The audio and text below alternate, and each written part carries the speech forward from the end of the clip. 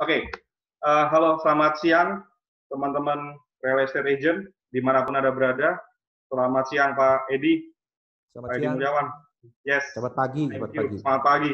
Thank you sudah bergabung bersama kita di sesi kedua 36 Secrets of Powerful Closing bersama Pak Edi Mulyawan. Begitu ya. Tapi Pak Edi kita mungkin sapa dulu teman-teman kita nih. Pak Edi yang sudah bergabung bersama kita luar biasa sekali. Ada teman-teman dari Jakarta ya, tadi saya lihat dari Era Infinity, ada Ibu Yumiko. Halo, selamat siang Bu Yumiko, luar biasa. Pak Paulus, kemudian dari BSD ini ada Pak Bambang Suryadi, wah, luar biasa. Kemudian ada juga teman-teman dari tim Era Graha. Semangat pagi semuanya, Pak Gelora Soekarno. Dari Bandung ada Ibu Ike Moniaga juga nih, Pak Edi, berdekatan dari kota Bandung. Ya, luar biasa. Dari Era Mentari juga sudah bergabung. Dari Solo, Surabaya, ada Ibu Rati Ratawulan. Semangat pagi, Bu Rati. Dari Era Radian Bintaro. Luar biasa. Pak Paulus, semangat pagi. Ya, ada Ibu Pipit juga dari Era Emerald. Mantap sekali. Dan banyak sekali teman-teman kita yang sudah join. Dan nanti di sesi kita terus akan banyak lagi yang akan bergabung, Pak Edi. Baik, acara sesi kedua hari ini, saya akan mulai dengan kita mulai dengan siapa secara singkat lah gitu ya, meskipun sudah kenal pasti dengan sosok Edi Mulyawan begitu ya. Jadi hari ini Bapak Ibu sekalian di sesi kedua kita berbincang untuk menguliti lebih lanjut nih ilmu rahasia suksesnya Pak Edi. Ya, beliau Senior Associate Director dari Era Bandung begitu ya. Nah, ini sekilas profil beliau yang sudah berkarir 25 tahun di bisnis real estate. Kurang lebih selama 1 jam ke depan kita akan discuss, dan nanti dalam sesi live kita siang hari ini kita akan berikan kesempatan kepada teman-teman untuk bertanya baik secara langsung, nanti ada sesinya khusus, saya berikan waktunya, kemudian Anda juga bisa chat langsung ke kita dan saya akan bawakan pertanyaan itu langsung ke narasumber Pak Edi Mulyawan. Baik, tanpa berlama-lama, kita langsung masuk. Pak Edi, hari ini kita sudah, kemarin minggu lalu, kita sudah bahas secret pertama sampai secret ke-6 yang sangat luar biasa, Pak. Saya banyak belajar nih dari Bapak punya sharing kemarin, luar biasa. Nah, untuk hari ini, Pak, di secret berikutnya, Pak, di secret, kita hari ini bawakan secret ke-7 sampai 12. Nah, secret ke-7, Pak Edi, apa yang Bapak mau bagikan ke kita, Pak Edi? Silakan. Yaitu masalah bagaimana kita mendengar dan mengerti. Jadi kalau yang waktu awal itu kan ada tentang enthusiastic spirit. Salah satunya adalah kita berusaha untuk menjadi pendengar yang baik. Tapi di sini kita harus mengupas lebih dalam. Jadi bukan sekedar kayak mendengar saja, tapi mendengar dan mengerti. Karena kalau mendengar aja nggak mengerti, Anda nggak bisa juga menangkap makna apa yang dimaksud dari penjual maupun dari pembeli. Oh iya, oke, baik. Jadi hari ini apa secret ke-7 kita, Pak Edi, yang mau dibawakan? Ya bagaimana tentang mengupas bagaimana mendengar dan mengerti, karena kita sebagai seorang agent itu adalah menjadi jiwa dari penjual dan menjadi jiwa juga dari pembeli. Karena jiwa ini kan ada 2. Kita di secondary market ini kan ada 2 sisi yang harus kita mediasi, yaitu pembeli dan penjual. Ya. Nah, bagaimana kita bisa memahami penjual menjadi jiwanya, dan bagaimana kita bisa memahami pembeli dan menjadi bagian dari jiwanya mereka juga. Oke. Jadi Bapak tadi sampaikan kita harus mendengar nih, always listening, dengerin, kemudian always understanding, pahamin. Yang didengerin itu kedua belah pihak ya Pak, kanan kiri ya Pak ya, penjual dan pembeli. Nah pertanyaan saya Pak Edi, untuk pembuka nih di sesi kita, mendengar itu kan nggak gampang ya Pak, meskipun Bapak udah sharing di minggu lalu gitu ya, mendengar itu nggak gampang. Kebanyakan orang kepengennya ngomong terus begitu. Nah, Bapak boleh nggak bagikan ke kita Pak tipsnya Pak, supaya kita bisa jadi agent yang pandai mendengar gitu. Karena saya banyak belajar dari Pak Edi nih. Kalau saya lagi misalnya kita lagi banyak ketemu, Pak Edi ini lebih banyak diem, itu tandanya mendengarkan gitu loh. Jadi bicara tuh ada waktunya, dan mungkin boleh dibagikan ke kita Pak Edi. Caranya gimana yang Pak Edi lakukan? intinya gini, kita harus menanamkan ke mindset diri kita sendiri bahwa kita ini kan menjadi problem solver. Di depan itu kan udah dibahas bahwa kita tuh bukan sekedar sales, tapi kita adalah menjadi konsultan. Ya. Konsultan itu kan kita menampung masalah dari kedua belah pihak. Kalau sudah kita tahu inti masalah dari kedua belah pihak ini, kita mungkin bisa solving problem yang pas gitu loh. Jadi yang waktu pernah sebelumnya saya bahas, kita menjadi seorang dokter tuh harus tahu persis obat apa sih yang bisa kena sehingga si penyakitnya ini ampuh bisa sembuh. Nah, sekarang kalau sekedar mungkin tahapannya orang untuk mendengar aja susah. Mencobalah kita untuk lebih banyak mendengar dengan cara bertanya yang waktu kemarin saya bilang. Betul. Karena bertanya itu untuk menggali sampai masalah terdalam dari orang tersebut itu apa. Karena penjual itu pasti punya ego. Ya, pembeli punya ego. Masing-masing punya ego. Apalagi kalau misalnya orang kaya ya, yang memang secara basically dia punya harta lebih banyak, belum lagi orang yang pintar gitu ya, dan memang kedudukannya tinggi. Itu mereka kadang-kadang nggak mau mengungkapkan dengan gamblang apa sih sebenarnya basic masalah dari dia kenapa menjual rumah? Apa sih basic masalahnya dari dia untuk membeli rumah? Mungkin gitu loh, masalahnya uang yang memang belum siap, tapi dia mungkin butuh untuk pendanaan KPR. Atau mungkin dia butuh untuk pembayaran termingnya yang panjang. Atau mungkin dia cuma berani nawar segitu, karena memang uang mukanya cuma punya segitunya. Tapi kadang-kadang orang itu kan punya ego, Pak. Mereka nggak mau gitu ngomong, tidak mau mengungkapkan sebetulnya problem masalahnya apa. Nah, kalau kita mencoba untuk mendengar, dengan kita mendengar, dengan kita menggali pertanyaan, dan at the end kita tuh menjadi mengerti, memahami gitu loh. Kadang-kadang dengan kita menanyakan satu pertanyaan aja gitu ya, kita contoh paling simpel. Misalnya saya pada saat listing. Pada saat listing itu kan mereka nitip barang ke kami ya. Betul. Mereka kebanyakan klien itu awalnya nih, kalau nggak terlalu kenal baik dan kenal dekat, bahkan yang kenal dekat pun nggak mau ngomong kalau misalnya sertifikatnya dijaminkan ke bank. Oh itu nggak kadang-kadang nggak ngomong, dia nggak ngomong. Ego biasanya tadi, ego. Okay. Cuman sekedar ya ini saya punya ini, dia cuman masih ngomong ngebluff gitu. Usaha saya masih bagus kok. Saya ini butuh tempat nih kegedean kok. Saya butuh yang lebih kecil aja. Saya kan sekarang zaman online nggak perlu tempat begini begitu. Dia nggak ngomong tuh. Ada masalah mungkin bisnisnya lagi turun atau dijaminkan ke bank. Nah, at the end biasanya saya suka nanya, Pak, sorry, saya bisa minta kopi sertifikatnya. Ya, karena agent banyak yang cuma listing legalnya nggak diminta. Contohnya, kata siapa itu luasnya 400 meter? Ya kata pemilik. Benar nggak di sertifikatnya 400 meter? Kebanyakan saya lihat hampir 70% ngomongnya cuma dibulat-bulatin. Padahal luasnya cuma 382. Dia bilang 400 meter. Nah, problem kalau kita ngomong ke pembeli loh. Kita bilang 400 ternyata 382. Mending kalau misalnya 400 ternyata kenyataannya 418 lebih kalau kurang. Gitu loh. Nah, terus saya tanya lagi, Pak, boleh minta kopi sertifikatnya? Alasannya kan saya cocokkan dengan luasnya.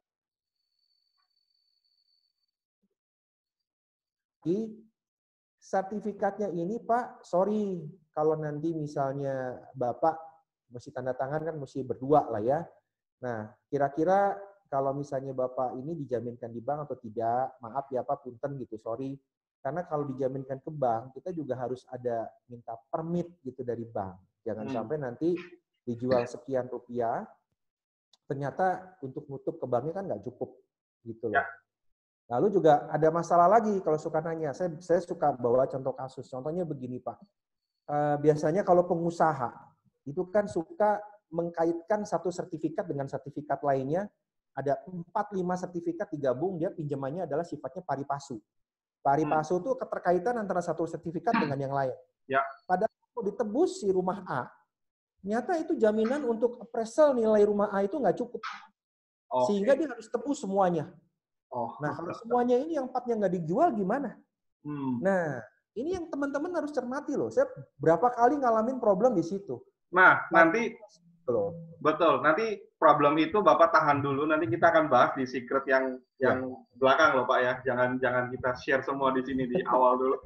Tapi sebelumnya Pak Edi, sebelum kita ngomong bicara lebih lanjut Pak, ini ada feedback dari teman-teman dari Bu Lili Hua dari Bandung dan dari beberapa rekan kita yang sudah bergabung.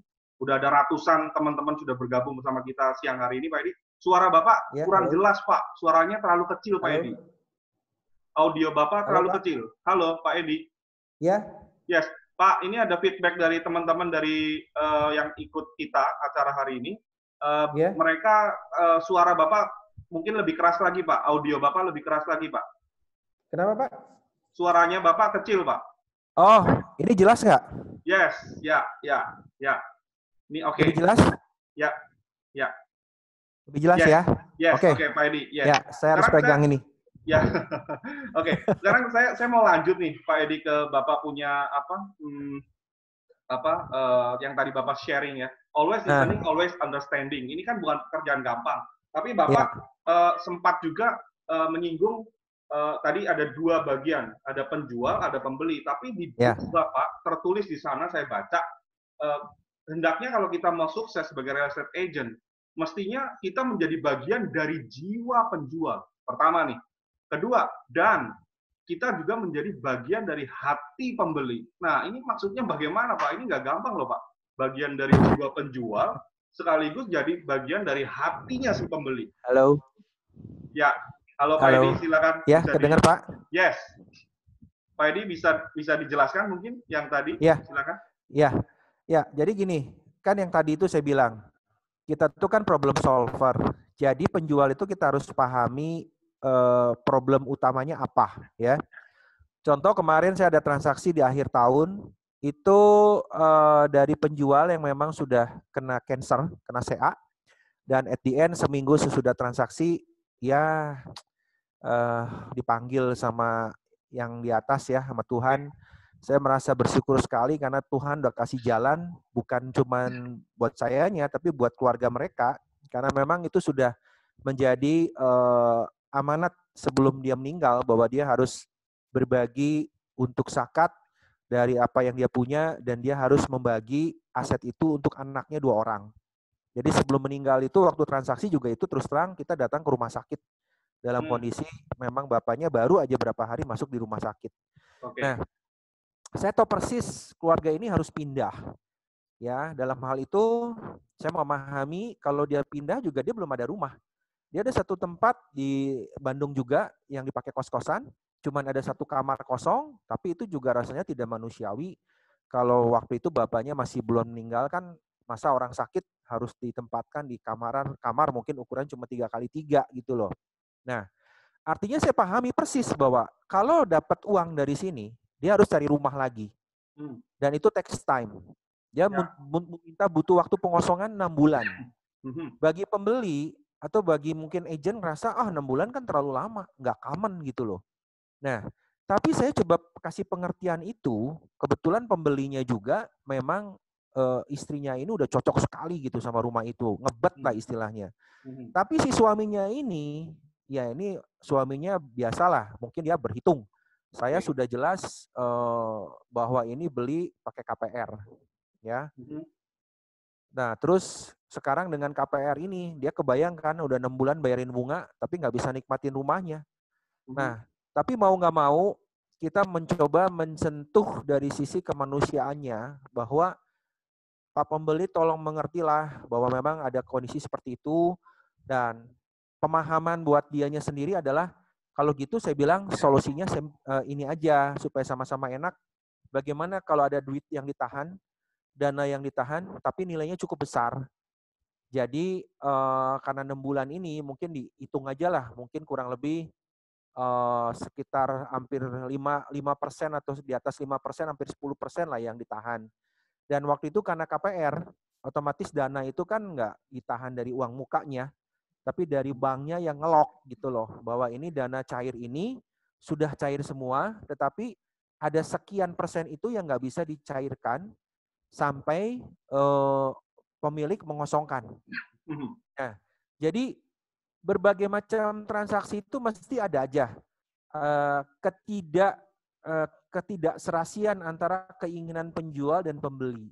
Jadi kita harus bisa memahami penjual tuh punya persoalan dan kita juga harus memahami pembeli ini punya persoalan. Nah, itu yang dua belah pihak ini yang harus kita memediasi. Kalau kita misalnya nggak bisa memberikan pemahaman yang mendetil dan mendalam terhadap masing-masing pihak, biasanya transaksi itu nggak akan terjadi. Itu loh. Nah, itu Jadi yang Bapak, memang jiwa itu harus dipahami itu. Oh, oke. Jadi pemahamannya itu sejauh mana, Pak? Apa khusus harus dalam, misalnya seperti tadi nih, oh si klien ada Halo kebutuhan Pak, seperti ini suaranya kita harus terputus. tahu atau bagaimana? Halo. Halo Pak Edi. Halo Halo. Pak. Yes, Pak Edi. Ya. Halo. Pak Edi. Masih Ya, bersama kedengar kita? Pak.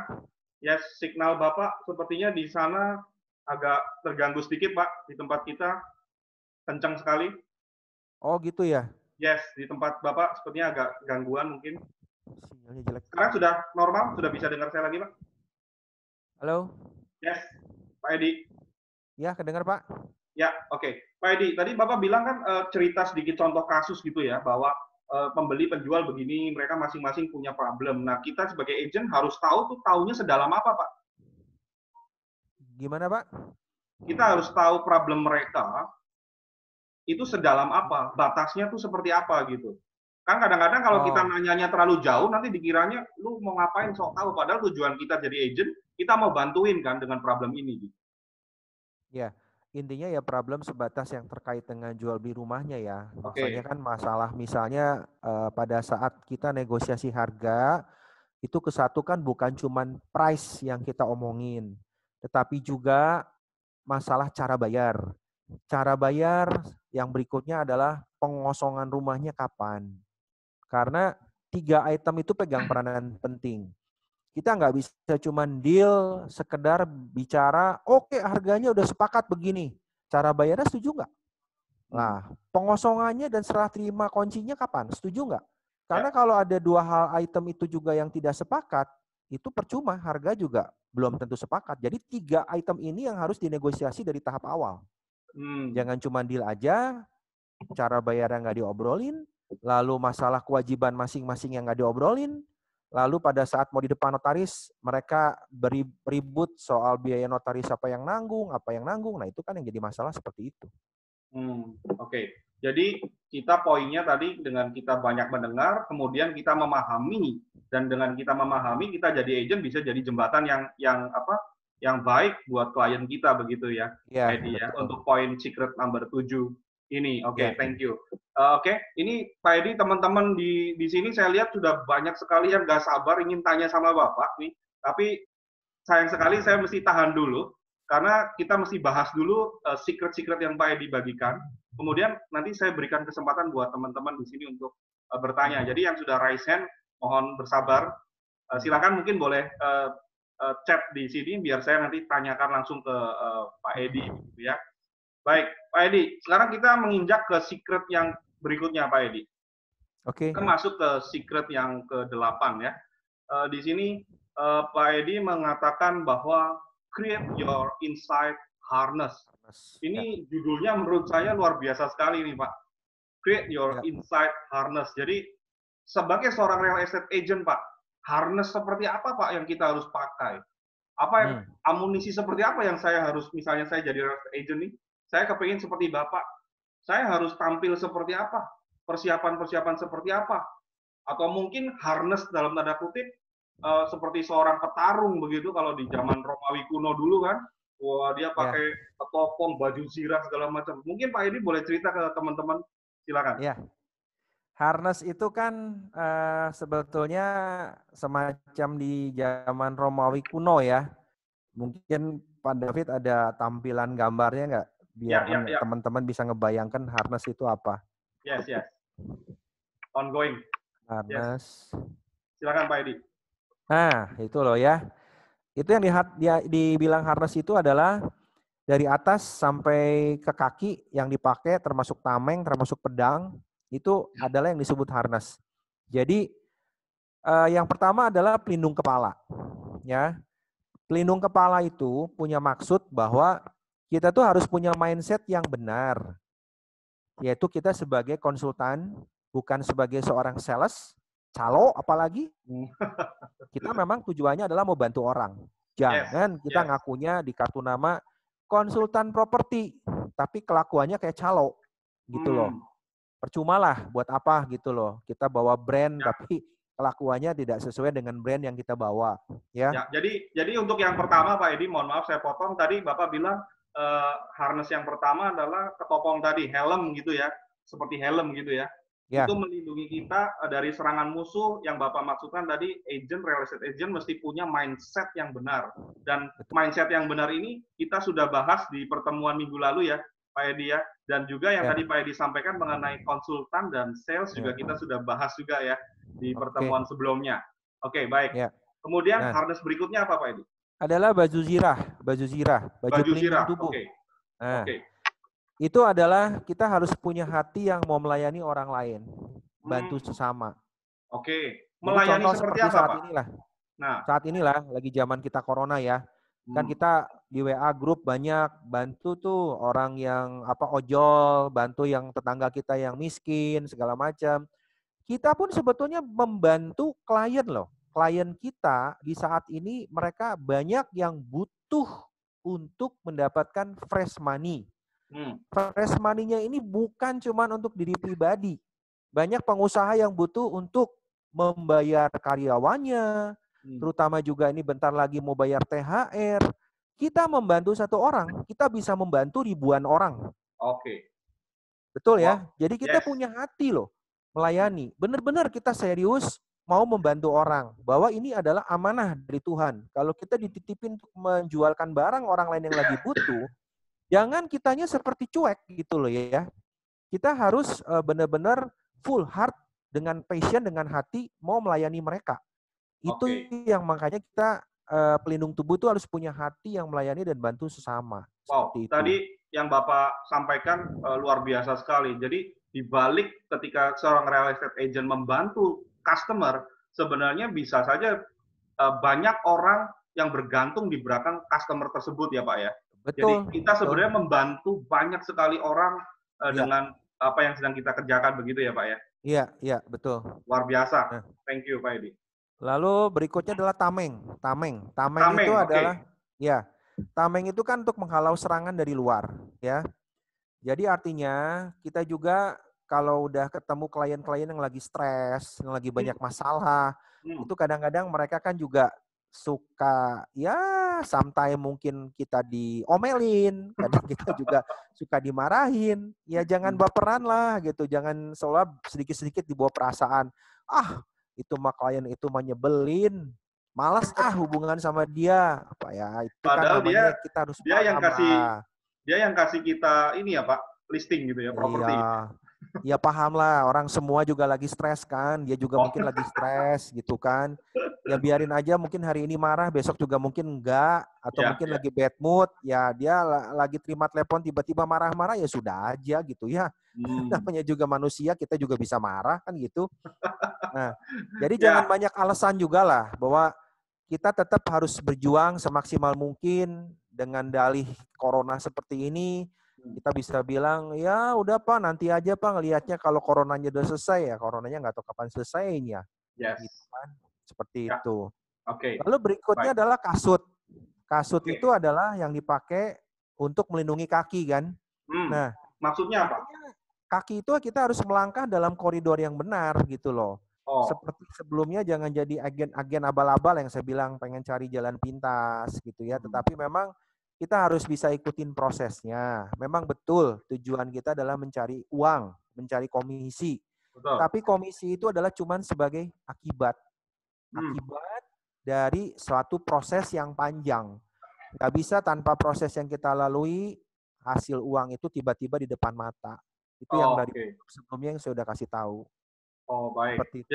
Jadi di Secret ke-8 ini Pak Edi tadi membagikan bahwa yang pertama tadi kita harus lindungi protek kepala dulu, dan agent real estate agent sukses harus punya mindset yang benar begitu ya Pak Edi ya. Betul, Kemudian betul. kita turun lagi ke baju zirah tadi untuk melindungi hati. sebenarnya kita sebagai agent membantu melayani orang lain, dan tadi luar biasa sekali pada saat kondisi seperti sekarang bisa saja banyak orang yang sedang bergantung dengan kita untuk membantu menyelesaikan transaksinya, karena di belakang itu mereka mungkin untuk membayar karyawannya atau THR dan seterusnya, begitu ya Pak ya. Kemudian tameng tadi maksudnya supaya kita tuh ya jangan baperan lah gitu ya, jangan ya ini itulah gitu, bagus sekali. Kemudian kasut tadi bahwa real estate agent harus berjalan dalam koridor, dalam langkah atau prosedur yang benar, begitu ya. Meskipun tujuannya jelas ya nanti ujung-ujungnya kan dapat duit, tapi harus dengan cara prosedur yang benar, begitu ya Pak ya. Mungkin ada lagi Pak Edi yang mau dibagikan. Satu lagi. Apa kan itu? Kita untuk menjadi problem solver itu, kita juga harus punya knowledge, kita punya pengetahuan. Nah, ini era Indonesia ini bagus sekali. Dalam kondisi seperti saat ini, seminggu bisa 3 kali terus memberikan tentang training. Ya, artinya ini adalah waktu yang bagus untuk belajar. Bagi teman-teman yang lagi ikut sekarang ini di partisipan ini, saya udah acung jempol. Anda sudah terus terang calon-calon be the next king. Karena kunci untuk belajar itu adalah satu, Anda mau open minded, membuka pikiran dan mau mendengarkan orang. Anda jangan ngerasa sok pintar gitu loh. Nah, jadi yang pasti kita satu harus banyak belajar. Dari sekarang webinar sekarang ini kan gratis toh, nggak perlu bayar ya. Terus kita juga ikut training ini bukan hanya di era, mungkin ada dari pembicara yang lain yang perlu buat menambah wawasan, is oke ikutin. Dan yang terpenting adalah relationship, ya. Artinya kita punya network dengan siapa kita bergaul. Kalau kita bergaulnya dengan semuanya orang-orang yang boleh dibilang negative thinking, ya otomatis kita juga ke bawah jadi negative thinking seperti itu. Oh, oke. Baik. Halo. Yes, Pak Edi. Halo, yes. Halo Pak. Pak Edi, yes. Ya, ya. Oke, jadi tadi yang Bapak sampaikan mengenai relationship juga mendukung kita punya performance begitu ya Pak ya, dengan siapa kita bergaul. Mungkin diilustrasikan misalnya saya dekat-dekat dengan tukang parfum gitu ya, saya mungkin jadi ketularan baunya wangi gitu ya. Tapi kalau saya dekat-dekat dengan yang tadi Pak Edi cerita negatif, saya bisa terseret ke jurang gitu, ikut-ikut negatif gitu ya Pak ya. Iya. Oke, makanya jadi, kan ini ulas dari buku saya, bagi yang belum baca buku kan ya, ini bisa dibaca bukunya. Itu di belakang saya juga dipajang. Nah, ini mumpung waktu yang baik untuk Anda selesaikan kalau memang Anda punya buku. Yes, Pak Edi. Oke, mungkin sekalian Pak Edi, karena Bapak sedang pemegang buku, boleh silakan Pak Edi, mungkin teman-teman di-sharingkan itu tadi Bapak pegang buku apa, silakan. Ya, bagi yang belum tahu, ini ada buku The King of Property, adalah bagaimana tentang 36 tips Anda closing. Nah, di situ banyak merangkum tentang pengalaman saya dari property agent sejak tahun 1995. Nah, jadi saya sendiri nggak sadar apa yang sudah saya lakukan, tetapi setelah dipilah-pilah, ya memang ini yang menjadi kunci utama untuk kita berperan dan berprofesi sebagai seorang broker, ya. Oke. Jadi dan buku bacalah itu kita kupas ya Pak ya. Iya, dikupas. Gitu ya. Ini baru kulit-kulitnya saja dan sebetulnya nggak cukup ngupas dengan waktu yang sebentar seperti sekarang gitu. Yes, oke. Baik Pak, kalau ada teman-teman di sini yang kepengen punya buku itu, kalau ada teman-teman yang bergabung bersama kita saat ini sudah luar biasa sekali. Ratusan partisipan sudah join Pak bersama kita. Ini ada yang juga bertanya, kalau kita kepengen punya buku Bapak, caranya gimana Pak Edi? Boleh. Itu bisa pesan ke saya juga. Nanti ada sekretaris saya yang akan menghandle, namanya Bu Winda. Mungkin teman-teman bisa catat nomor HP-nya. 089 653 631 631. Saya ulang, 631 894. Saya ulang ya. 089 653 631 894. Oke, baik. Ya. Jadi buat saya kasih harga spesial di bawah harga Gramedia. Jadi Ya, karena spesial. itu harga penulis buat teman-teman yang sesama agent. Baik, jadi Pak Edi berikan spesial juga dapat quotes dan tanda tangan dari Bapak gitu ya. Ya, kalau memang Wow, luar ada biasa itu nanti sekali. saya kasih tanda tangan lah.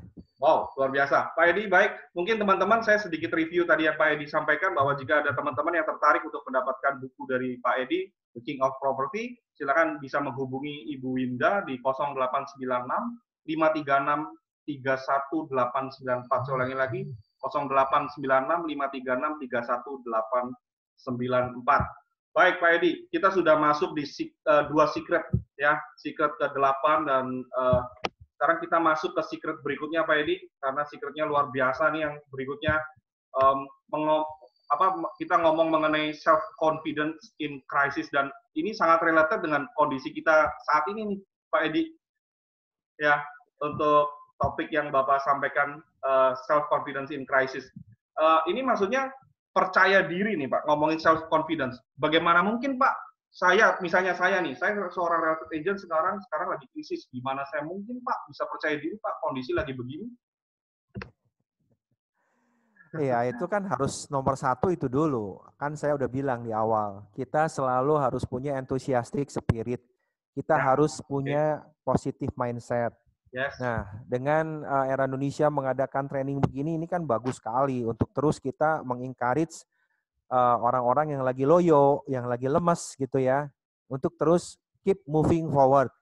Jadi konsepnya satu, untuk menumbuhkan self confidence ini nggak bisa cuma kita bilang ya saya percaya diri teriak-teriak 1000 kali tiap pagi, ya nggak bisa begitu gitu Terus loh. gimana Pak? Adalah seperti apa, Ya, ya kita terus harus kerjakan yang bisa kita kerjakan.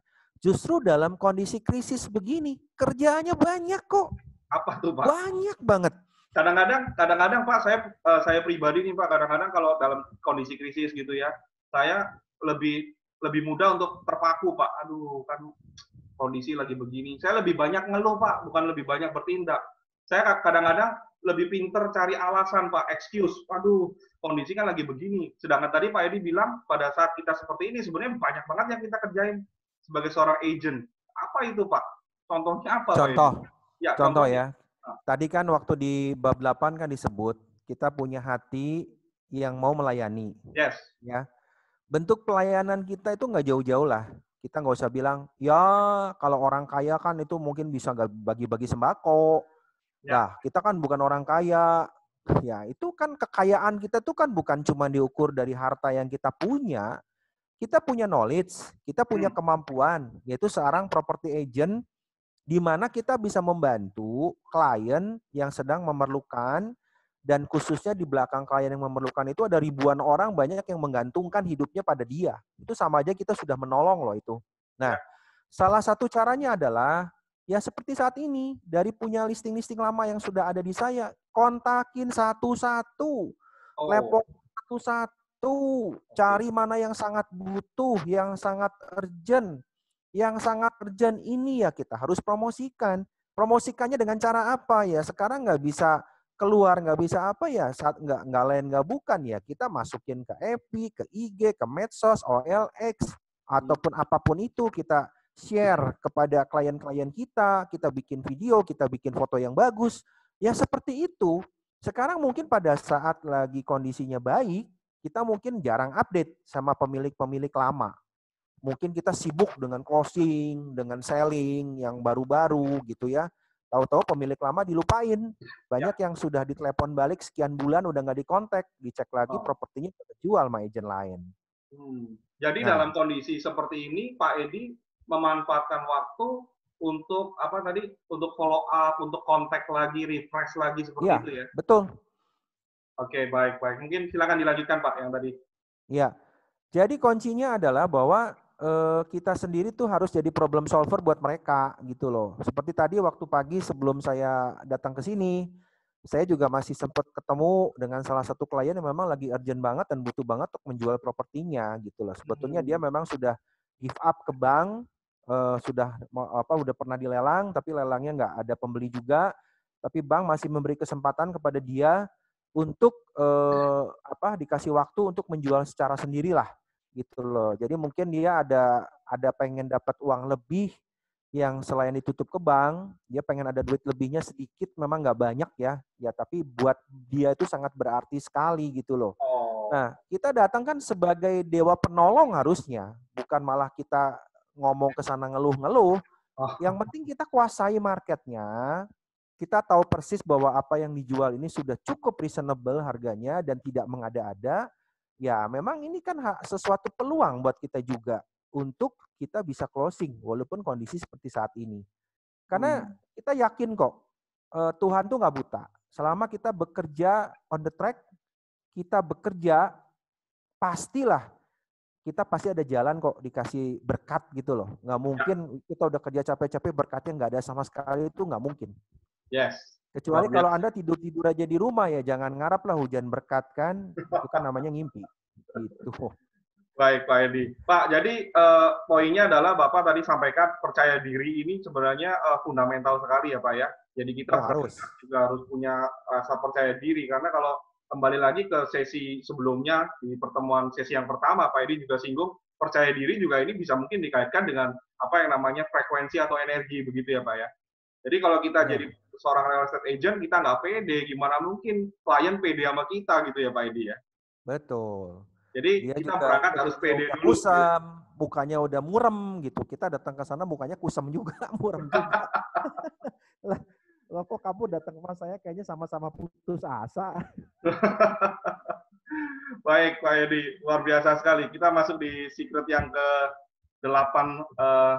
Ini sudah kita kupas tadi. Jadi percaya diri, kemudian tidak lupa juga kita juga merupakan bagian dari solusi, bukan sebagai justru mengeluh dan sebagainya gitu ya. Malah kita jadi pembawa masalah lagi.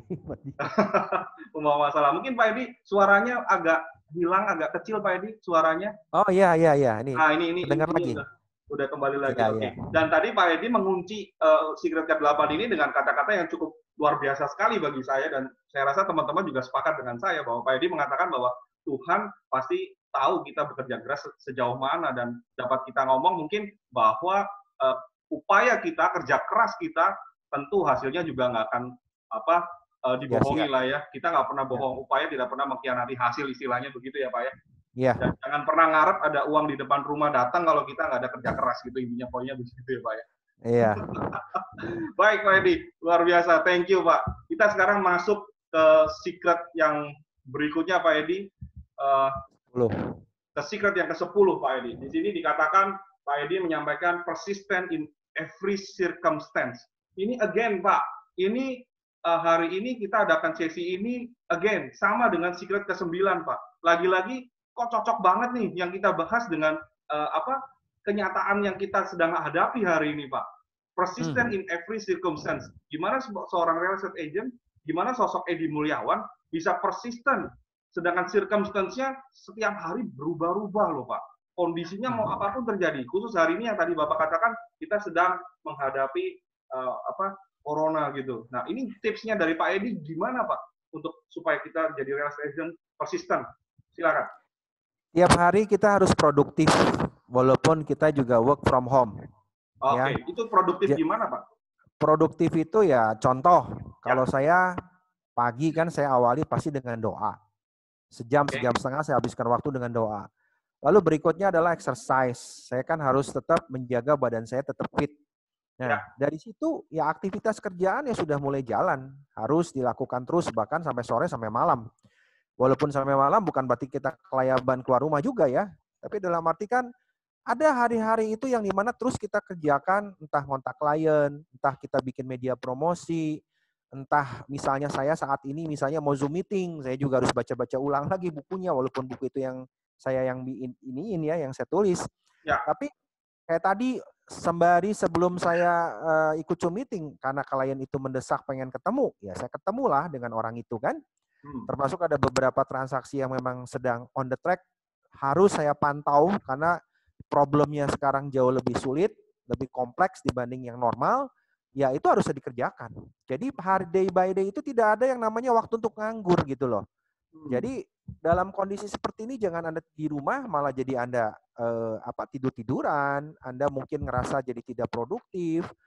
Karena prinsipnya satu, apapun itu yang tadi saya bilang, akibat dari kita melakukan proses yang panjang itu adalah komisi, ya. Nah, Tapi proses yang panjang itu harus dilalui. Nggak mungkin gitu loh tanpa proses kita ujung-ujungnya dapat sesuatu. Tuhan juga nggak mengizinkan seperti itu. Gitu ya. loh. Dan Tekun. Kuncinya adalah tekun, ulet, pantang menyerah, dan kreatif. Terus ya, jadi pikirkan jadi apa jadi yang kita jadi tetap produktif begitu poinnya ya produktif. Pak ya. Ya, Apapun itu kita harus produktif. Dan ya. di sini Pak Edi menarik sekali. Pak Edi tuliskan satu quotes ya, mungkin saya bacakan aja, saya baca di buku Bapak bahwa Bapak mengatakan justru ketika kita sedang menghadapi krisis lah peluang itu terbuka. Bagaimana mungkin Pak Edi? Kok Bapak bisa mengatakan itu? Situasi lagi krisis kok malah ada peluang? Mungkin Pak Edi boleh cerita. Ya, ya justru pada saat krisis ini kan dengan saya kontak-kontakin orang banyak bermunculan orang-orang yang BU kan. Oh, Kalau oke. dulu lagi nggak krisis, disuruh turun harga juga susah, Pak. Oh, oke. Jadi Kadang-kadang, momen ini dijadikan momen juga sebagai alasan kuat penjual untuk mungkin lebih slow ke kita gitu ya, bisa iya, ngetik gitu ya, bisa kita pakai iya. ya Pak ya.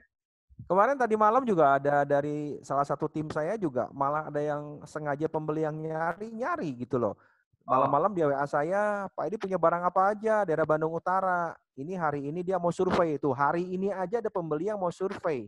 Dia mau luar biasa. investasi katanya. Dan itu cari daerah utara. Asal harganya miring-miring. Hmm. Nah, kan balik lagi harganya miring-miring. Jadi tetap yang kemarin saya dengar dari Pak Darmadi Talk Show sama Alit yang ada sama satu lagi Pak siapa Pak Henry Yusuf siapa ya? Pak Takut saya Andika salah sebut. Nathanael ya. Ya, itu kan ada di mana peluang pasar itu terutama untuk secondary market kan ada yang 50-60% itu pakai KPR. Mungkin KPR Hmm. sekarang lagi susah. Ya. Tapi ada sisa 50% lagi yang memang punya fresh money duit tunai. Nah, anggaplah nggak 50 lah. Kita bicara 20-30% lah. Artinya 20-30% itu orang itu pasti punya uang loh. Hmm. Uang dingin loh. Maksudnya Ya. kalau dia punya uang dingin adalah ini waktunya it's time to buy gitu loh. Nah, itu kan yang kita kawinkan antara yang butuh banget dengan yang memang dia perlu dia punya fresh money gitu loh, nggak perlu nunggu KPR. Kalau sekarang Hmm. KPR kan memang prosesnya kan agak ya lama dan sedikit selektif lah. Memang bukan sedikit lagi, selektif banget gitu loh. Hmm. Nah, seperti itu. Oke. Baik Pak Edi. Pak, saya mau tanya nih Pak. Saya dapat kiriman eh, dari pertanyaan teman nih Pak dari di sesi kita Pak. Tadi pada saat kita bahas mengenai harness Pak, itu tadi helmet kita bahas, zira kita bahas, tameng kita bahas, sedikit kita flashback ada yang tanya Pak, itu pedang tadi dibahas nggak ya Pak? Bapak tadi sempat singgung pedang nggak Pak? Pedang. Karena Oh, tadi ada gambar pedang itu, mungkin ada yang pedang terlewat nggak? Pak ini. Saya nggak bahas pedang tuh. Oh nggak Saya bahas nggak pedang bahas ya? pedang. Oke, Nggak. tapi intinya itu adalah amunisi kita sebagai real estate agent gitu ya. Kita harus Ya, kompleks, kita harus lengkap gitu. Apapun ya. kondisinya gitu ya Pak ya. Ya pedang itu kan ketajaman kita untuk bisa closing lah ya. Yes, eksekusi ya, Nah, eksekusi jadi ya. kalau momennya udah pas, semuanya udah pas, ya pakai pedang. Artinya kan pedang Yes. itu kan senjata kita untuk memprotek diri dan membunuh orang kan. Hmm. Tapi intinya kan bukan kita pedangnya dulu ya, Ya. gitu kan. Nah itu kan pedang itu kan jangan tiba-tiba jadi sales lagi, ujuk-ujuk suruh closing, tapi yang lain-lainnya nggak diperhatiin gitu kan. Nah, baik Pak Edi. Pak Edi, kemarin cerita ke saya, ada cerita yang menarik sekali, pengalaman Bapak yang saat ini sedang Bapak handle nih Pak. Cocok banget dengan topik kita siang hari ini nih Pak Edi, yang secret ke-11, solve the problem, don't ignore. Tapi sebelum Bapak bahas gambar ini nih Pak, saya mau nanya dulu nih Pak Edi, solve the problem, don't ignore. Kadang-kadang, kayak saya pribadi nih Pak, saya kadang-kadang lebih milih ignore-nya Pak. Ya, Apalagi ya. bukan urusan saya nih, urusan dia lah, saya ignore aja. Nah pertanyaannya kapan kita mesti ignore dan kapan apa yang harus kita ignore gitu mungkin lebih tepatnya. Oke, jadi gini, banyak agent itu kan yang cuman mau ngadepin yang enak-enaknya aja. Nah itu Balik saya Pak lagi Edi, lah, balik lagi saya Pak. tadi tuh yang model sales tadi kan. Waduh. Ya, gua ada closing. Hmm, Urusan nanti gimana mah ya gua nggak mau tahu, yang penting udah closing gitu kan. Oke. Cuman sampai closingnya doang. selesai. That's all. Tapi begitu pada saat proses dari closing menuju transaksinya, ada A, B, C, D, masalah yang muncul, dia nggak mau tahu. Kan itu bukan urusan saya, urusan notaris. Itu bukan urusan saya, urusan KPR Bank. Itu bukan urusan saya. Saya taunya nanti begitu udah datang ke notaris, udah beres, saya duduk dengan manis, mereka melihat mereka tanda tangan, saya tinggal nagih komisi. Kan bukan seperti itu.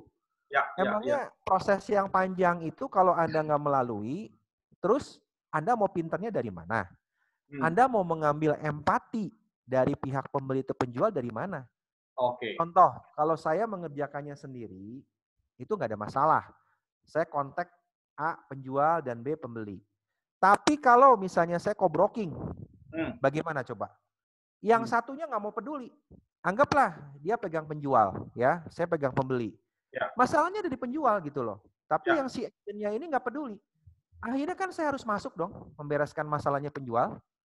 Nah, jangan salahin agent yang masuk dan mau membereskan masalah penjual ini. Kalau one day, dia lebih dikenal, lebih diingat sebagai orang yang mau memecahkan masalahnya si penjual. Dan dia akan memberikan referensi kepada saya, bukan kepada agen itu.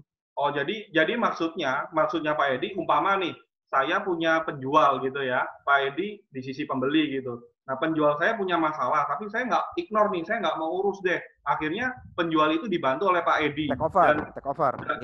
Dibantu oleh Pak Edi karena saya nggak bantu. Dan akhirnya penjual itu justru nanti ke depannya bukan ke saya, tapi akan mintanya selalu ke Pak Edi begitu. Iya, itu bisa kejadian karena memang orang itu akan lebih mengingat sosok seseorang yang pada saat dia sulit, dia dibantu. Yes. Betul nggak Pak? Betul sekali, luar biasa. Semua kita hidup pernah ngalamin kesulitan kan Pak? Yes, betul. Pasti Bapak mungkin ingat sosok seseorang yang pernah bantu Bapak pada saat Bapak terpuruk. Betul? Yes, betul. Dan sekali, itu akan Pak. Terus diingat seumur hidup dia. Betul sekali Pak. Setuju, saya setuju. Ya. Jadi jangan salahkan seolah-olah agent itu nyerobot konsumennya aku loh. Lah, yang nyerobot tuh siapa gitu loh. Padahal dia nggak mau bantuin, jadi nyalahin ke yang bantuin. Iya, begitu ya, introspeksi diri. Sejauh kalau saya pun punya klien, saya lari ke orang lain, saya kan introspeksi diri loh. Apa yang salah dengan diri saya? Ya. Kok kenapa langganan saya kok bisa beli dari orang lain, nitip listing ke orang lain? Itu kan harus dikoreksi diri saya. Even itu open pun, kenapa kok ke sono nitip ke saya enggak? Ya. Kalau memang dia open pun, oke dah. Mungkin saya orang pertama yang akan ditelepon untuk dititipin listingnya dulu gitu, baru ke orang lain. Yes, tapi itu menarik kadang sekali. Saya suka berpikir, kenapa kok nggak ke saya gitu? Saya kadang flashback balik, ada yang salah di mana dari diri saya. Ya. Itu yang harus ditanamkan mindset-nya. Baik. Jadi contohnya tadi solve the problem, don't ignore. Contohnya sangat gamblang sekali tadi Pak Edi, luar biasa. Nah Pak, ini gambar ini Pak Edi, mungkin Bapak boleh cerita, ini menarik sekali untuk dibagikan ke buat kita semua. Silakan Pak. Jadi ceritanya ini Rebo yang lalu, ya. 10 menit saya sebelum Zoom meeting, itu sebelum kita meeting ya. Sebelum meeting, Rebo yang lalu. Ya. 10 menit sebelum Zoom meeting, saya dapat berita yang ibaratnya seperti disambar petir ya. Karena terus terang nggak enak. Itu ada satu transaksi yang sedang saya handle. Ini sebetulnya sudah at the end. Sudah final ya, sudah final gitu ya Pak? Final, tinggal mau tanda tangan notaris gitu ya. Lalu?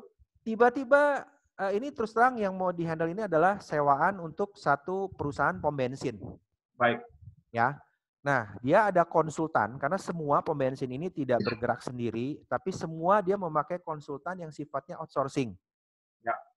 Dari akuisisi lahannya, dari amdalnya, dari yang nanti kontraktor ngebangunnya, itu semuanya adalah outsourcing. Perusahaan itu tidak terjun langsung. Nah, salah satu yang hal krusial yang saya sangat menyesal sekali disayangkan itu adalah konsultan yang melakukan akuisisi ini, dari awal itu kan sudah ngecek ke Kota Madya, ke Pemda, bahwa yang lahan di daerah situ yang bisa dibangun tuh berapa persen. Nah, dia nggak ngomong ke kami, ternyata lahan yang dia asumsi terima by lisan dari orang Pemda, itu adalah 80% bisa dibangun. Oke. 20% itu adalah untuk ruang hijau. Oke. Artinya, dengan luas yang tadinya mau diambil, di situ ada keterangan awalnya 30 kali 50, itu artinya kan 1.500 meter. Ya. Udah deal, harganya udah sepakat, dan mereka udah klop dengan desain bahwa untuk lahan 1.500 itu cocok untuk lahan 80% areal yang bisa dibangun. Pom bensin pun itu enggak seperti serta-merta, oh kan itu banyak ruang kosong. Enggak juga. Kan dia bikin bunker untuk nampung bensinnya. Lalu perkerasan pada saat dia ngecor, itu terutama untuk nahan truk, nahan kontainer, itu kan harus dicor. Itu masuk ke dalam luas lahan yang dibangun gitu loh. Bukan dianggap penghijauan. Nah, at the end sudah nego harganya alot. Waktu itu diukur ulang di lapangan juga ada selisih kelebihan 40 meter aja pemilik komplain nggak mau. Karena prinsipnya dia bersikuku pengen 1.500. Nah, terus pada saat sudah TikTok beberapa bulan dan cukup panjang ini hampir 3 bulan gitu loh. At the end tinggal mau teken, legalnya juga sudah disepakati. Klausulnya juga bolak-balik, ada revisi, balik lagi. Ya namanya perusahaan besar tahu sendirilah. Birokrasinya dari A sampai Z. Nggak mudah, cuman ngenalin segitu aja ditinggal gitu loh. Nggak mudah. Nah, udah tinggal nunggu due date, kapan tanggal tanda tangannya, saya udah mulai curiga. Bapak, kenapa kok kita belum ada jadwal-jadwal aja? Apa yang masih ditunggu? Iya Pak, ini lagi nunggu, saya minta kepastian dulu soal KDB dan KDH-nya. Hah? KDB dan KDH kan bukannya harus dari awal, Pak? Ya, kita kemarin by lisan dapat informasinya 80-20%. Tapi saya nggak yakin, Pak. Lah sekarang Bapak mau ngecek kemana? Kan instansi pemerintah semua tutup. Bapak kenapa nggak ngomong di awal? Saya ini pernah deal dengan satu instansi pemerintah, yaitu satu lembaga lah, ya yang memang lembaga yang memang sudah cukup besar gitu ya, yang mau beli. Dan ini sudah saya sempat mintakan ke Kota Madia. Kebetulan ini kan di Kabupaten Bandung ya. Baik. Dan ini sudah ada suratnya keluar. KDB-nya berapa, KDH-nya berapa, ini ruang masuk zona dagang atau enggak, lalu ketinggian bangunannya berapa, itu resmi tertulis ada. Kenapa Bapak nggak minta dari awal? Kalau minta dari awal beberapa bulan yang lalu saya sudah prepare kok, ini saya sudah disediakan. Oh ya boleh Pak, kalau gitu Pak boleh Pak, tolong Pak PDF aja difotoin. Kan dia di Jakarta tuh, ya dia nggak datang ke sini. Saya fotoin ke sana. Ternyata besok lusanya, ya itu yang pas 10 menit sebelum Zoom meeting, dia dengan enaknya ngomong, Pak ternyata betul Pak, saya salah. KDH-nya ini harus 40%. Jadi yang dibangun dengan luas 1.500 itu cuma 60%. Jadi kalau cuma 60%, konsultannya ini yang nggak kompeten begitu ya Pak ya? Iya. Dan akhirnya Pak Edi yang ngomong. Dan akhirnya Pak Edi again yang harus selesaikan problem ini gitu ya, padahal bukan Pak Edi. Saya kan terus terang nada saya agak sedikit marah ya, tinggi ya. Baik. Bapak nih gimana Pak? Bapak konsultan loh. Ini kan hal yang paling penting loh. Sebelum Bapak melangkah kemana-mana, ini adalah hal terpenting yang harus Bapak cek. Itu kerjaan Bapak, saya bilang, bukan kerjaan saya. Bapak nggak nanya lagi ke saya. Kalau nanya kan saya kasih dong jalannya, daripada Bapak capek-capek ke sana. Nah sekarang dia bilang begini, Pak ya sudah Pak, ini kan sudah terlanjur Pak. Ya ini Bapak coba solusi aja, ngomong dengan pemilik. Ini kan lagi kondisi corona Pak, susah juga kan pemilik nyari duit. Lah ngomongnya kok jadi begitu, saya bilang. Terus gimana maksudnya Bapak maunya? Ya kita butuh Pak 270 meter lagi ke belakang. Untuk supaya masuk si buildingnya ini. Emang nggak bisa dikecilin Pak? Oh nggak bisa Pak, itu udah standar dari kami. Kalau misalnya lebih kecil dari ini, kita batal, nggak jadi transaksi. Jadi ancamannya kan batal dia. Jadi kalau misalnya Bapak mau, kita bisa terus transaksi, tapi ada tambahan Pak, kita harus sewa 270 meter lagi. Lalu apa yang Pak Edi lakukan? Apa solusinya? Nah, ini yang tadi nih, yang saya gambar itu yang 9 meter ke belakang kali 30, itu usulan tambahan dari beliau. Ada kan di gambar saya tuh? Ya. 9 kali 30 ke kanan. Nah, coba kursornya bisa digeser. Nah, itu loh. Nah, ini kan artinya makan lahan punya pemilik, karena kan pemilik ini kebetulan lahannya besar, 3.800. Disewa kan nggak semua. Nah, kalau ternyata ini lahannya cuma mentok 1.500, itu pasti udah jadi batal itu. Tapi Lalu, persoalannya ini pemilik kan harus dimakan 9 meter ke belakang.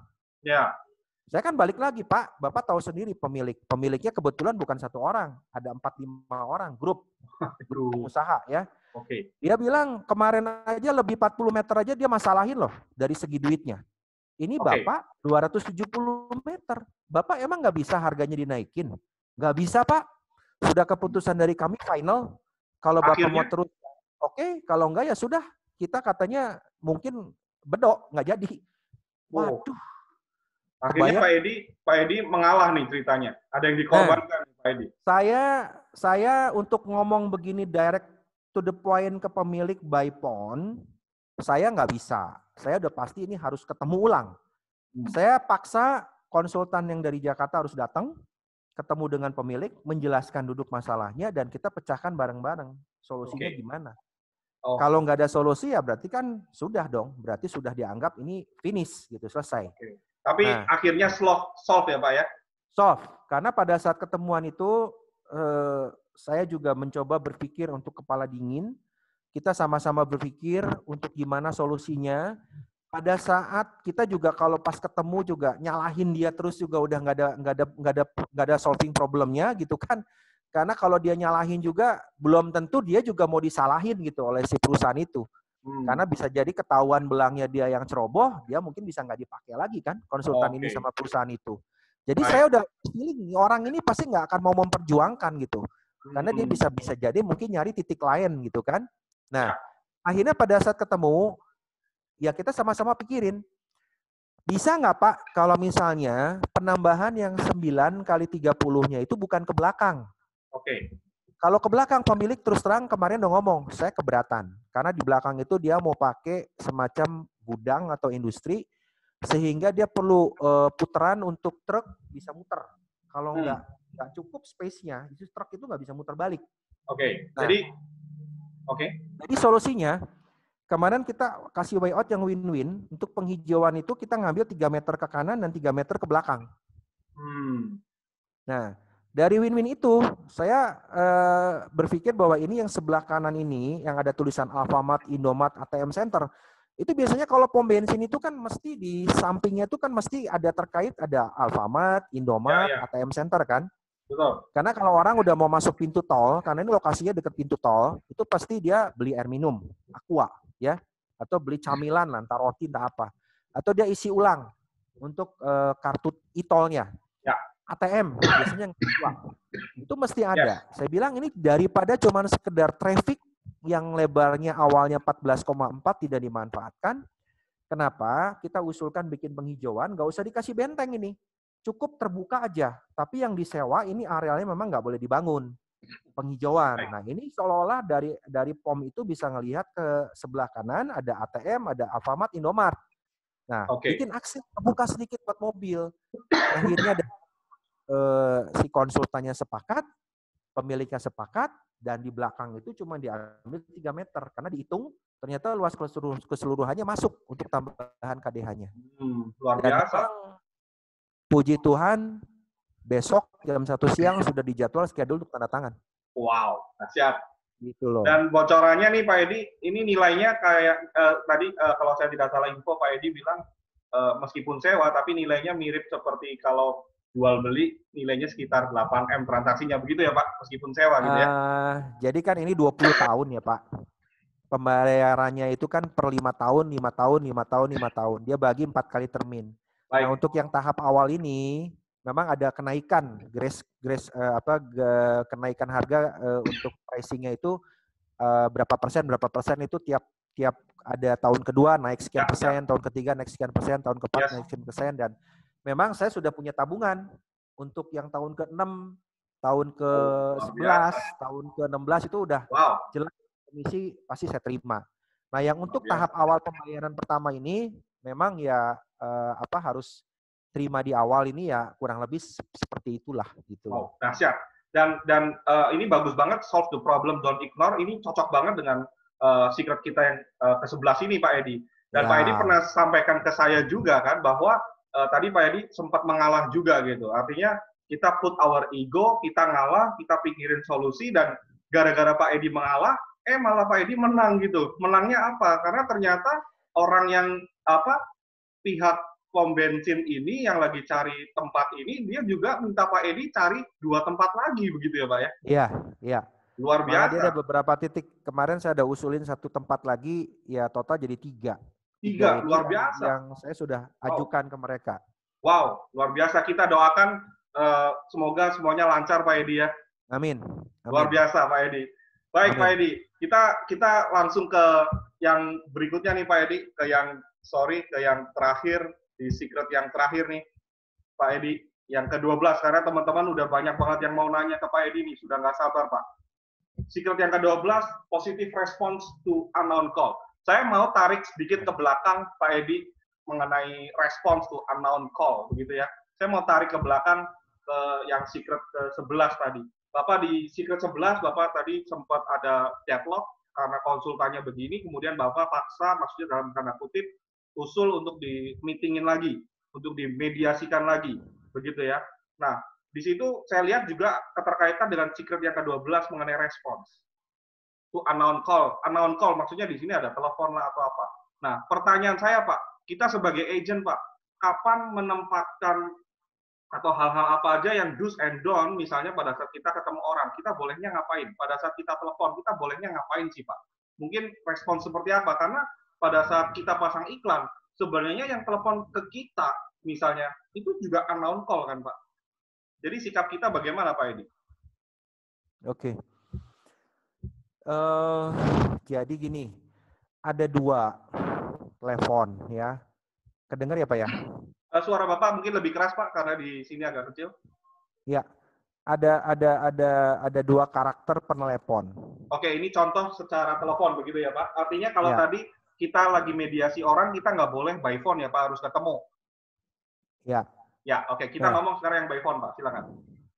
Yang pertama adalah orang yang misalnya mau nitip barang, yang tidak kita kenal, suka ada yang telepon kan, ke 1. Kedua, ada juga yang memang respon dari promosi. Ya. Nah, yang pertama yang nitip barang, kadang-kadang kalau kita negative thinking, kita cuman bilang, ini mah orang kayaknya iseng-iseng cuma mau nanya-nanya aja.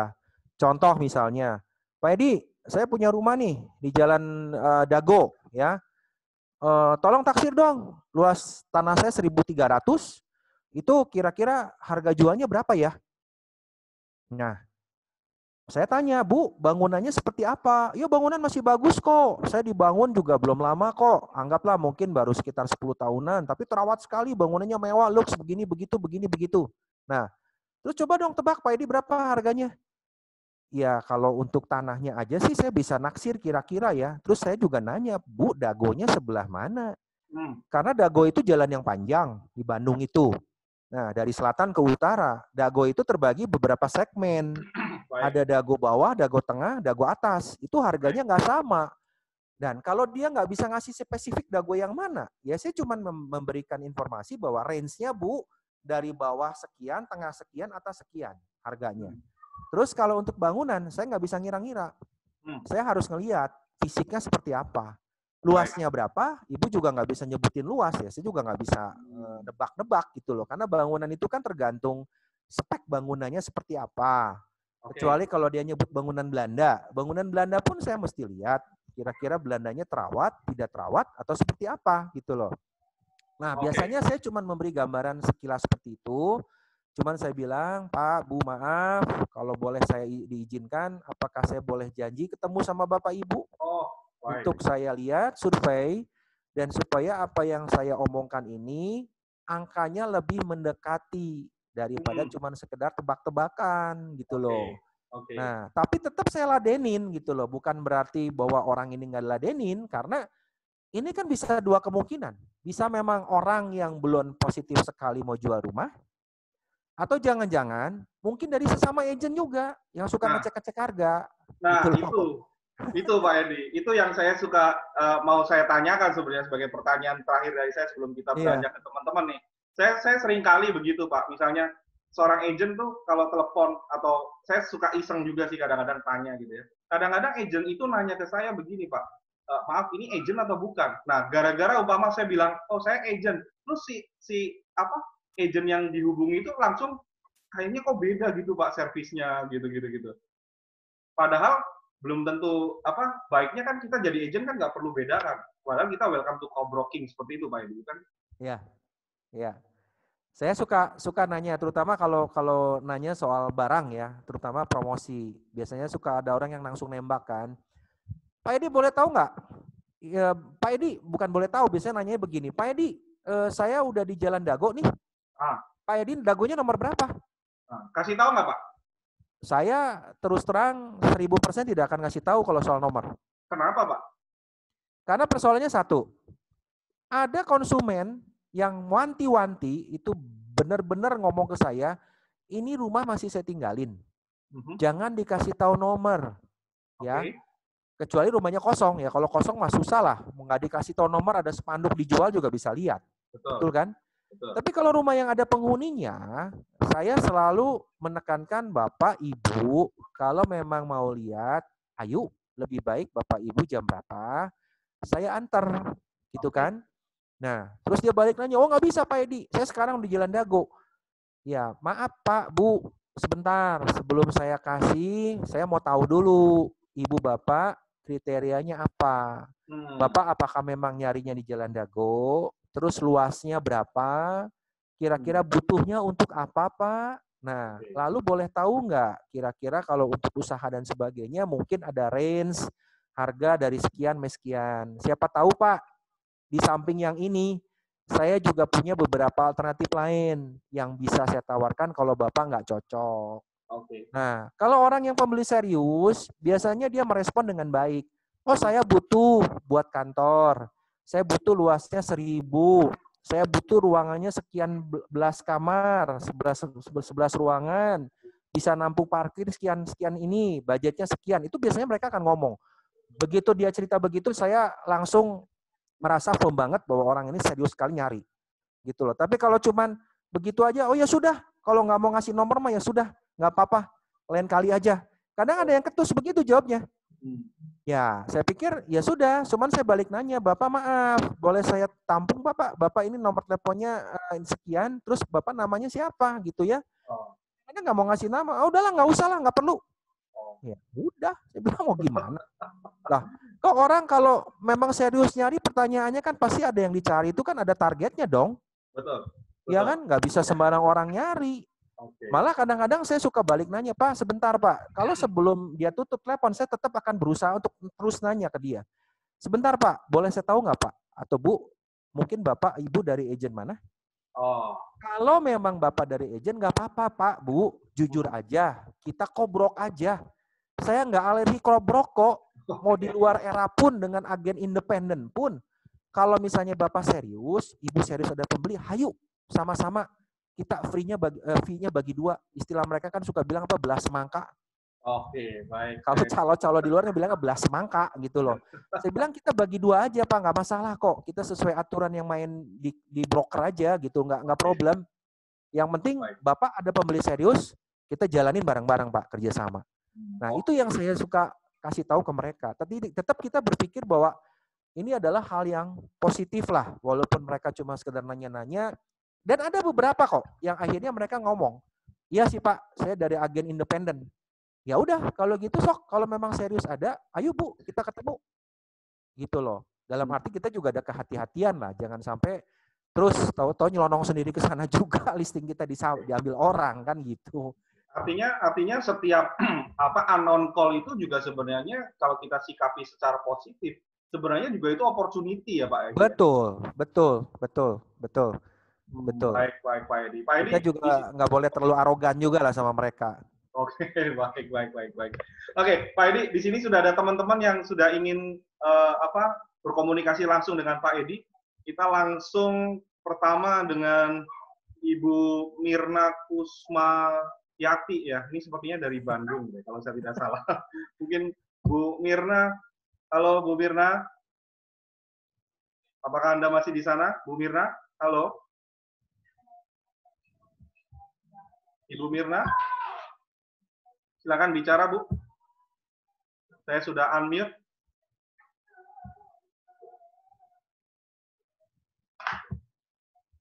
Ibu Mirna, oke, mungkin kita beranjak dulu ke yang lain dulu, yang sudah siap. Sebentar, di sini ada Ibu Morina. Bu Morina, halo.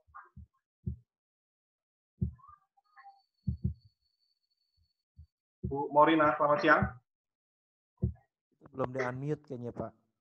Saya sudah unmute dari sini, tapi tidak mungkin dari lokalnya. Bu Morina, wah sepertinya ada kendala nih, Pak Edi, komunikasi. Baik, sambil nunggu Bu Morina, mungkin saya bacakan ada beberapa pertanyaan yang sudah masuk nih, Pak Edi. Ya. Tadi yang transaksi untuk pom bensin tuh Pak, ini ada yang tanya Pak, itu prosesnya berapa lama sih Pak Edi? Karena seringkali kan misalnya ada orang gitu, agent kan kepengennya memang transaksinya propertinya besar harganya karena komisinya besar tanpa dia sadari bahwa challenge-nya juga besar gitu Pak Edi. Nah, untuk khusus untuk yang Bapak tadi ceritakan tadi, itu butuh waktu berapa lama Pak Edi? Oke. Gini, kalau pengen transaksi besar, itu memang kita harus punya stamina yang cukup panjang. Terutama khususnya di Bandung ya. Kalau di Jakarta atau mungkin tempat lain saya nggak tahu lah. Karena Bandung ini kan boleh dibilang untuk yang transaksi besar-besar ini kan propertinya pasti yang di jalan-jalan utama, protokol, dan pembelinya juga limit lah dibandingkan mungkin kayak model di Jakarta Pondok Indah yang memang harga per meter tanahnya juga udah lebih daripada harga protokolnya Bandung gitu loh. Nah, contoh seperti kalau saya suka nonton tinju itu Muhammad Ali dengan Mike Tyson. Ya. Mike Tyson itu tipe yang shortcut kan, kalau bisa dalam sekian detik baru main satu ronde udah lawannya KO. Betul. Kalau Muhammad Ali kan seneng seperti seorang seniman gitu menghibur penontonnya, nari-nari di atas ring gitu ya. Terus nanti sampai 15 ronde, mungkin baru ronde ke 13, 14 itu lawannya baru di KO-in. Nah, ini juga sama. Kita proses itu survei lokasi dari Februari atau Januari akhir lah. Itu baru deal-deal closing angka, proses TikTok untuk ngurus ini, ngurus itu adalah di awal Maret, udah pas masuk masa corona. Itu tetap yang namanya perusahaan besar, nggak bisa transaksinya kayak biasa. Kita harus ada yang namanya cek sertifikat ke BPN sebelum dia ngasih DP. Terus kedua, cek sertifikat ini karena sertifikatnya sedang dijaminkan di bank, harus minta izin dari bank. Okay. Ya. Nah, dari bank juga harus ada pernyataan kepada pihak si pom bensin ini bahwa bank tidak akan melakukan pengusiran secara paksa kalau ternyata debiturnya ada macet dan sebagainya. Baik. Nah, dari situ juga sesudah cek sertifikat selesai, baru apa yang disebut berikutnya adalah tahap minta dilegalisasi sertifikatnya ada berapa lembar. Lalu diajukan dulu ke sana. Diajukan ke sana, barulah bikin MOU. Itu baru bikin MOU, baru nota kesepakatan. Ya, sesudah MOU untuk masuk DP itu harus lagi yang namanya disebut proses tadi itu, surat penandatanganan perjanjian sewa menyewa. Jadi seolah sewa menyewanya itu sudah ditangani awal, masuk DP 100 juta. Nah, dari DP ini sampai nanti turun komisi, itu nggak semudah yang dibilang, Pak. Jadi kayak besok kemarin tuh saya belum langsung terima komisi loh. Itu harus ada proses di mana harus ada lagi IMB-nya mesti keluar dulu. Oh.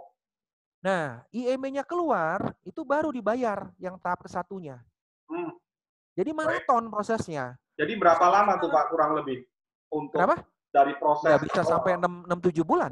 6-7 bulan untuk satu transaksi ini ya Pak ya? Karena saya juga pernah nge-handle satu perusahaan besar, otomotif besar di Indonesia. Waktu itu nyewanya juga sampai 20 tahun. Tahun lalu, itu dari proses awal negosiasi sampai proses saya dapat komisi 7 bulan. Oh, luar biasa. Belum di sana birokrasinya dari satu divisi legal, divisi business development, itu kadang-kadang suka ada berbeda miskomunikasi. Dan itu diikutin terus. Dan Ya. Anda memang harus kuat, kalau boleh dibilang kita larinya bukan lari sprint, tapi lari maraton. Oke. Kalau Anda ingin bermain di kelas seperti itu, ya Anda harus siap punya stamina lari maraton. Oke. Baik, Pak Jadi Edi. buat Terima kasih. teman-teman yang memang nggak biasa di seperti itu dan punya segmen sendiri, yang biasa mainnya ya sekedar closing, closing, closing, closing, closing, ya untuk kayak begini rasanya agak sulit ya, agak sulit gitu loh. Mereka mungkin nggak bisa terlalu main yang level sampai puluhan M gitu, agak susah gitu. Baik. Baik, Pak Edi. Jadi membutuhkan waktu, proses seperti itu Ya, ya, Pak ya. kesabaran, persisten, juga Dan kesabaran. Ya, dan macam-macam. terbayarkan ketika komisinya cair gitu ya. Iya, yang di buku ini semua ada gitu Luar dibahas. biasa. Ya, thank you Pak Edi. Kemudian ada lagi pertanyaan yang masuk Pak Edi, mohon ditanggapi. Bagaimana caranya, cara mudah nih Pak Edi untuk menaksir harga bangunan Pak Edi? Nah, harga bangunan itu ya kita harus sering-sering bergaul dengan kontraktor ya. Jadi kita harus tahu perkembangan harga-harga seperti sekarang dolar naik, apakah harga bangunan naik atau turun? Dolar naik tapi bisa jadi harga turun karena demand untuk ngebangunnya kan nggak ada, daya belinya turun gitu kan. Nah, Oke. jadi kita harus harus cek, sering-sering cek dengan kontraktor setempat. Karena mungkin harga ngebangun baru di Jakarta dengan harga ngebangun baru di Bandung juga belum tentu sama. Kan ongkos tukangnya beda. Oke, baik. Karena ongkos tukang itu menempati porsi 30% dari total biaya bangunan. Gitu Mhm. loh. Jadi itu Baik. yang kadang-kadang membedakan itu. Kadang biaya semennya, pasirnya juga beda. Jadi sering-seringlah kita bertanya dengan kontraktor, spek bangunan seperti ini berapa, spek bangunan seperti itu apa. Nah, nanti juga ini di buku ini berikutnya ada dibahas tuh di dalam. Cerita tentang bagaimana saya pernah ngalamin kasus kobrok dengan seseorang, ternyata yang dimasalahin ada luas bangunannya yang tidak sesuai. Dibilang 350, ternyata pembelinya ngukur sendiri, luasnya cuma 260. Yang selisih 90 meternya dia minta diskon harga lagi, dan itu jadi masalah sesudah DP masuk lagi tuh. Oke. Baik, Dan Pak itu Edi. luas bangunan tuh wajib loh, itu sebetulnya kita sebagai agent harus punya pengetahuan untuk mengukur luas bangunan. Terutama kalau bangunannya leks sekali ya. Mhm. Itu kan per meter persegi ada yang bisa dibangun sampai 10 juta per meter. Sekarang kalau 90 meter kali 10 juta per meter aja selisihnya berapa? Udah hampir 1 M. Hmm. Gitu Baik, loh, Pak. bukan nilai sedikit gitu kan. Baik, Pak Edi, sepertinya di sini ada gangguan teknis nih untuk tadi bergabung juga bersama kita di sesi kita ada Pak Darmadi Darmawangsa, Pak Edi, ada Ibu Aan juga bergabung bersama kita di sini. Ya, Mohon selamat maaf siang Johan. Pak Darmadi dan beberapa rekan kita yang ingin bertanya secara langsung di sini saya coba untuk alihkan untuk langsung live bertanya, namun sepertinya tidak bisa sudah saya unmute-kan, tidak bisa berhasil komunikasi ini, mohon maaf sebelumnya. Jadi saya akan bacakan pertanyaan-pertanyaan yang masuk begitu ya, karena cukup banyak di sini pertanyaan yang masuk. Pertanyaan berikutnya Pak Edi ini bagus sekali dari agent lain Pak ya, dari bendera lain gitu. Beliau ingin bertanya kepada Bapak, apa batasan wilayah kerja seorang property agent Pak? Tidak ada. Mungkin bisa Artinya dijelaskan. artinya gini, Anda ukur kemampuan diri Anda masing-masing ya.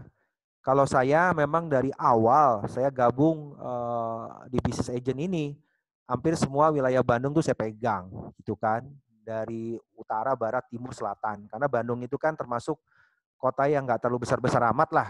Ya. Tapi belakangan saya membatasi segmentasinya itu adalah dari pricingnya. Jadi kalau memang pricing yang nilainya cukup lumayan besar tuh saya handle. Kalau yang pricingnya kecil saya banyakkan dibantu sama tim gitu ya. Oke. Tapi kalau Anda misalnya ibu-ibu rumah tangga, kalau ternyata Anda waktu untuk mobilnya terbatas, harus jemput anak, harus ngantar anak les, ya cukuplah Anda kuasai aja mungkin di lingkungan tempat Anda tinggal. Anda yang penting marketnya itu Anda kuasai benar-benar gitu loh. Sampai Anda tahu detail persis tentang market di situ, harganya berapa, yang terjual berapa, penghuni barunya siapa, ya itu yang Anda benar-benar menjadi rajanya. Seperti Bu Lisa Kuncoro lah. Itu kan dia Ratu Pondok Indah. Dan memang nggak kemana-mana, cuma di Pondok Indah gitu loh. Oke. Gitu Baik, Pak. baik, baik. Terima kasih jawabannya Pak Edi. Ada pertanyaan lagi yang masuk, sebentar saya bacakan. Oke. Pak Edi, gimana kalau ada misalnya orang yang nanyakan detail mengenai properti yang Bapak pegang, tapi dia ini kita belum tahu siapa orang ini, dan ketika ditanya orang yang bersangkutan kayaknya enggan kasih info gitu loh Pak, tapi dia kepengen tahu properti yang Bapak pegang, listing Bapak. Gimana Pak? Maksudnya saya punya listing, terus ada orang yang nanya tentang detailnya seperti apa. Iya, iya. Ya, Tapi ketika Bapak tanya, Anda siapa? Nggak mau kasih tahu Pak. oke. Sebatas info spek bangunan ini pasti yang nanya Bu Endang tadi ya. saya kurang ini nih tadi. Ya, salam ke Bu Endang dari Palembang itu.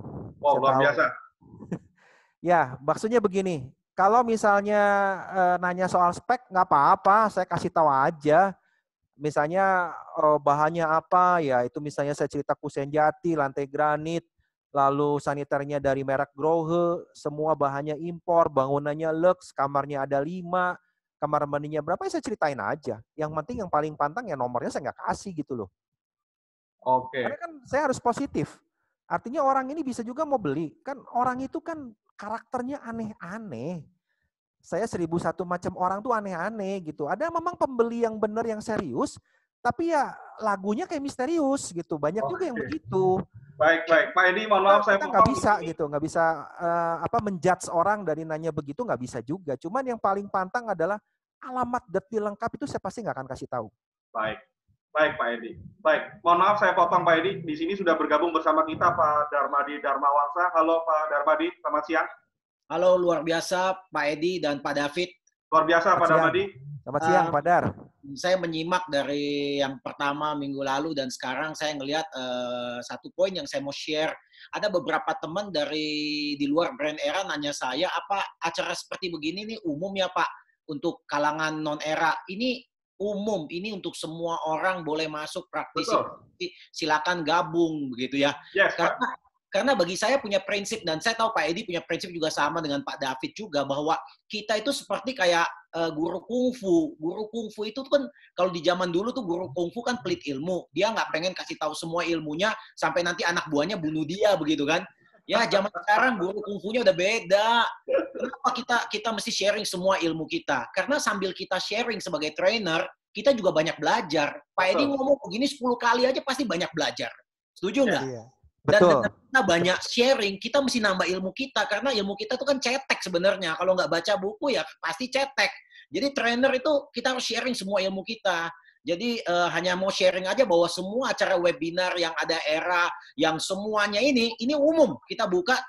Karena menurut saya punya prinsip kalau semua agent sudah bisa profesional, kita kerjanya pasti lebih bagus. Kita bisa obrol dengan baik. Komisi kita pasti tinggi. Customer kita appreciate cara kerja kita. Itu jauh lebih penting dibandingkan hal saing bersaing. Menurut saya ini zamannya kolaborasi, ini zamannya membentuk komunitas. Oleh sebab itu saya hanya mau sampaikan, Pak Edi luar biasa, Pak David sharing-sharing ini sampai 6 session ke depan. Kita tune in, kita pengen belajar, kita mau maju. All the best untuk narasumber dan para peserta yang ikut. Terima kasih. Baik, terima kasih Pak Darmadi Darmawangsa sudah bergabung bersama kita dalam sesi sore hari ini. Luar biasa. Sore hari ini mungkin dapat kita sapa dulu beberapa rekan kita yang bergabung, Pak Edi, di sini bersama kita saat ini.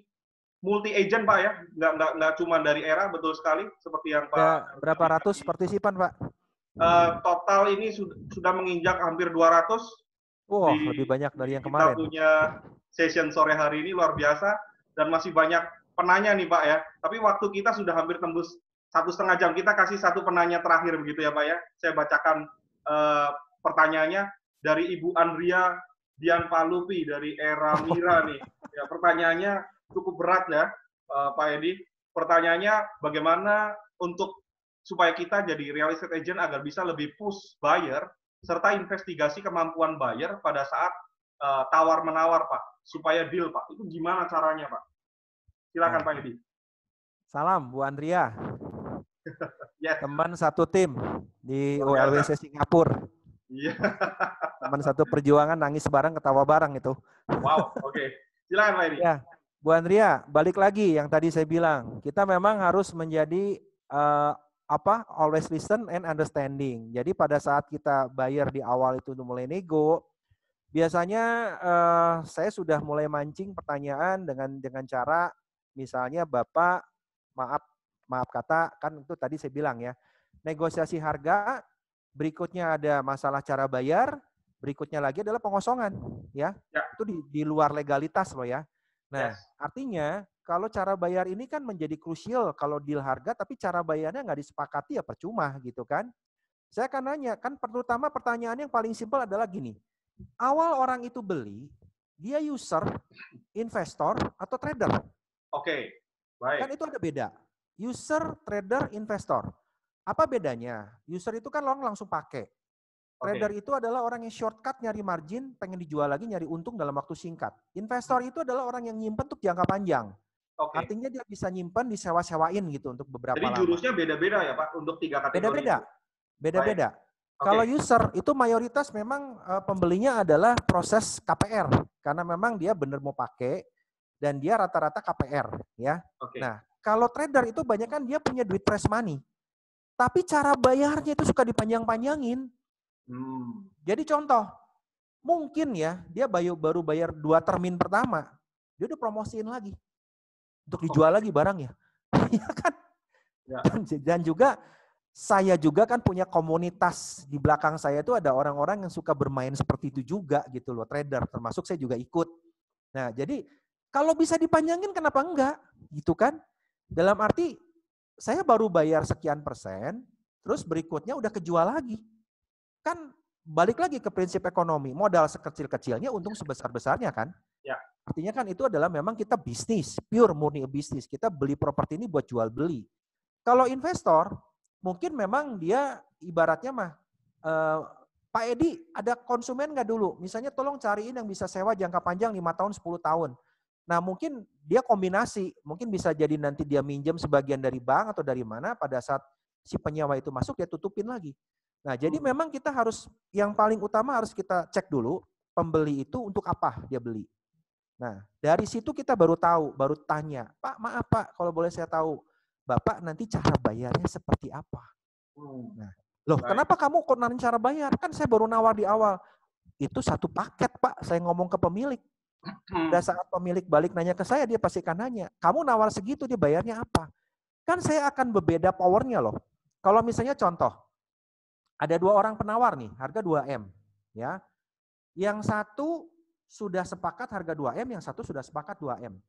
Yang satu 2M, tapi dia akan minta waktu 4-5 bulan, dia bilang alasannya mau proses KPR. Ya. Dengan catatan ngasih DP, tapi kalau ternyata KPR-nya nggak digolin, DP-nya balik. Bisa begitu kan?